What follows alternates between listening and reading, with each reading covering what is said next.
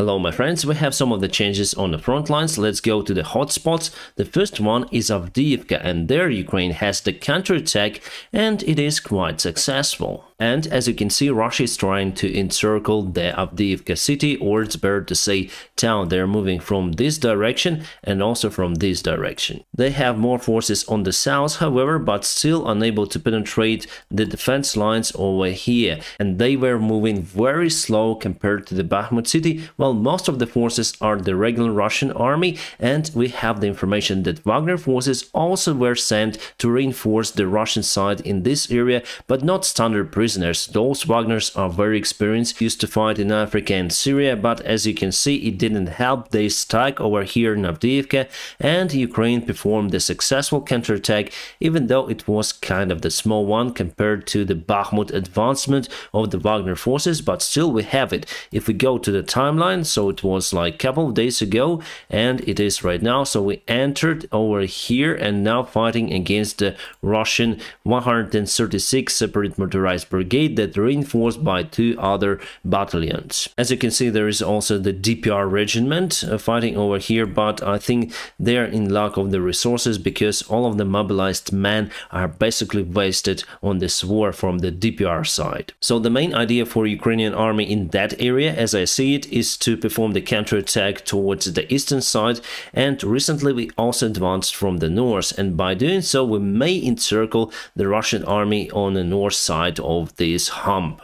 And from my information, Ukrainian forces collected enough resources to make it real. However, the Russian side says that Ukrainian counterattack bogged down. In its turn, the Ukrainian side says that we penetrated the Russian defense lines in that area. So I guess the truth is somewhere in the middle. There's the heavy fighting ongoing, but with that counterattack, Russia cannot concentrate on attacking from the north side, and the only way how they can enter the city is from the south, but still not capable to do it because we also built quite successful defense lines on the south part from Avdiivka. And if we zoom in, you'll see there are lots of the big fields. We have the fields that sometimes several kilometers in width and length, so for Russia it is the open space where they can be under the fire, exactly as happened near to Vuhledar. Then they lost quite a lot of the forces. And I don't see the scenario of Avdiivka encirclement in a nearby perspective.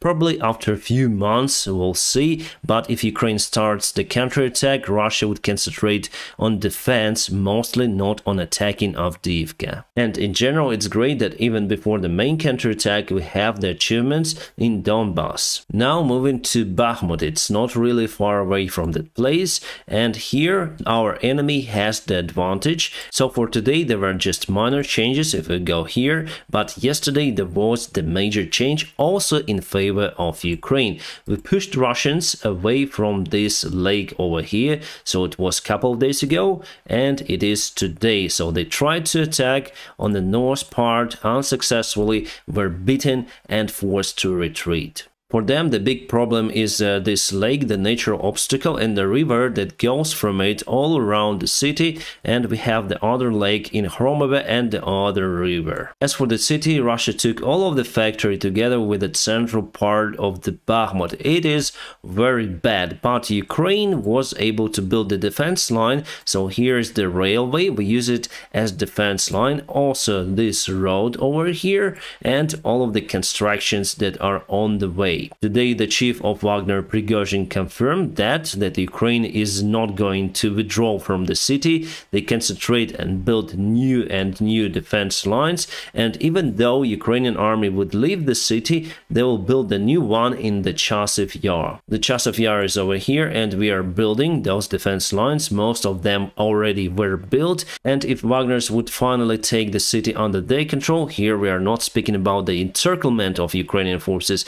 They are unable to do it, and their attacks all were cancelled because of the Ukrainian resistance. But nevertheless, Wagners, as you can see, take the ground in the city, and yes, it could be unfortunately that they finally would take control all over the city, but the next advantage of the Wagner forces is not possible. So that is basically it for the Wagner soldiers. They cannot advance further. They still have much less resources compared to the Ukrainian army, and the main task for Ukrainian forces was to destroy the Wagner army. We did it in defense, so mostly it is now destroyed. So after the Bakhmut, Wagners will not be able to take more towns or cities, and Prigozhin confirmed that. He said that without new men into his army, just to remind you, he was forbidden to take more prisoners to the Wagner PMC, and that's why he said that Wagner army would shrink very fast after they take the Bakhmut city. And we know today that Russia sent the airborne division to help Wagner forces in Bakhmut.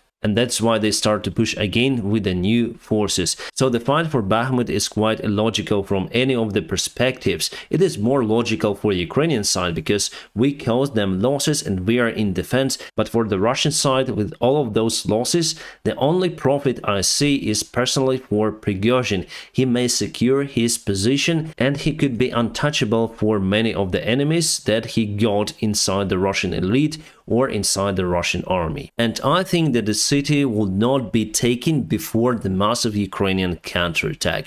That's the idea from the Ukrainian side. And the preparation for the future counterattack continues. Speaking about Melitopol, there were lots of the explosions reported recently. Russian ammunition warehouses were damaged or destroyed, so I guess it could be the main direction for the future counterattack. But it's quite tricky because we need to penetrate the Russian defense lines and they're building new ones day by day. And we get the leaks about the future Ukrainian counterattack that firstly appeared in the Russian media, so I guess we may not trust it. Well, first of all, there is no specific information published about the place and the time of the future counterattack, no any vectors, nothing. We have just the information about the Ukrainian army needs to the United States of America, and also there is the information about the casualties from two of the sides, but clearly there are signs of the Photoshop in that part, and I know what I'm talking about. So even though it was published by the Western resource, the New York Times, I wouldn't trust this information. And it's the awesome day for the Ukrainian air defense. So this is the Russian Sukhoi Su-25 attack airplane that was shot down somewhere on the south part. For full video, please visit my Telegram channel. By the way, my friends, I use my Telegram channel as alternate resource. If something goes wrong with my YouTube channel, I publish there regularly, so don't forget to subscribe for me on Telegram as well. You may find the link in the video description just below. And speaking about Bakhmut, you can see the state of the roads. They're totally muddy, so it's not the proper time for Ukrainian counterattack. You can see this vehicle totally bogged down, and this the big one as well. That's why we need some of the vehicles with caterpillars, and finally that one managed to get out our BTR from the mud as well as other vehicle. And now the weather is getting drier day by day, so in a couple of weeks or maximum 3 weeks it would be okay to start the attack maneuvers. And this is the Russian city of Voronezh. You can see that there is some big fire around there. Someone smoked again. And let me show you where the fire is, because for this hour it has not been eliminated. So this is the Ukraine, and Voronezh, I would say that it's very close to the Ukrainian border, just the next Russian oblast, and quite a big city. I would say it's divided by the river, and here you can see the airfield, but the fire was over here. So here you can see the other airfield, and this is the Russian aviation factory Vaso. It produces the spare parts for the military airplanes and also commercial airplanes. Why is it important? Because they also produce the composite materials, and the aircraft parts built out of the composite materials, for example fuel tanks for Sukhoi, also the parts of the aircraft skin, fairings and radomes. Now after smoking, I'm not sure whether they will be able to continue their production. President Zelenskyy today clarified about Crimea. Before, like a couple of days ago, one of his officials said about the agreements with Russia about this peninsula, and the Ukrainian president today said that the only way to agree on that peninsula is to return it back to Ukraine. So without the fighting, of course it would be preferable, but I don't think that Russia would just withdraw their forces from Crimea and say to Ukraine, yeah, it was the mistake. No, Putin will never do it, and that's why we should expect fighting for the peninsula. And the Russian army is getting ready for their best activity that they perform perform as no one in this world the military parades. We are speaking about the great patriotic victory that they celebrate on 9th of May, and here you can see lots of the vehicles that they will put on the red square. But that particular military parade could be tricky for the Russia this time, because one of the owners of Monobank, one of the biggest banks in Ukraine, Vladimir said that they will give 20 million hryvnias to the producer of the drones that will launch the drone successfully to the red square on 9th of May. It shouldn't carry any kind of explosives, but just land over there, and 20 million hryvnias price is equal to $500,000. And the British Defense Intelligence tells us that the Wagner forces were reinforced by the airborne Russian brigades and now capable to take more ground in the Bakhmut area. But again, the last 24 hours there were no any changes in Bakhmut, and yesterday Ukraine got the ground. Interesting information about the Slovakian MiGs. It appeared that Russian techniques were in Slovakia a few months ago and they were preparing those airplanes for the flights, but potentially those technicians could have sabotaged some of the systems of the airplanes, and now few of the airplanes cannot take off. I'm sure that Slovaks will fix it with the help of the friends, maybe, but you see what may happen if you hire Russians for the important job. And I think it was the nonsense to let them into the military base for the airplane service.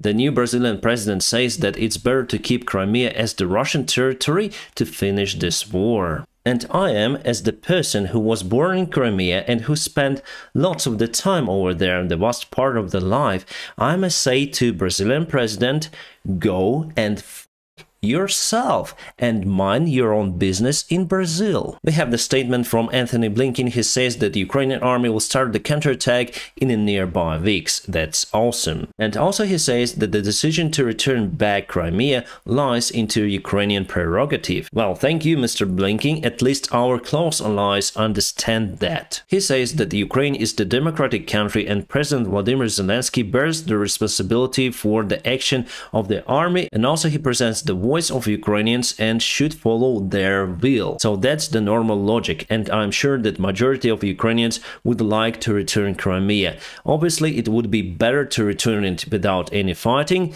but I guess it's hard to avoid. My friends, now press the like to this video, and if you want to support my job, you may join my Patreon team, the sponsorship on this channel, or you may support me on PayPal. Thank you so much for your help, and I wish you all a peaceful sky wherever you are, and have a great time.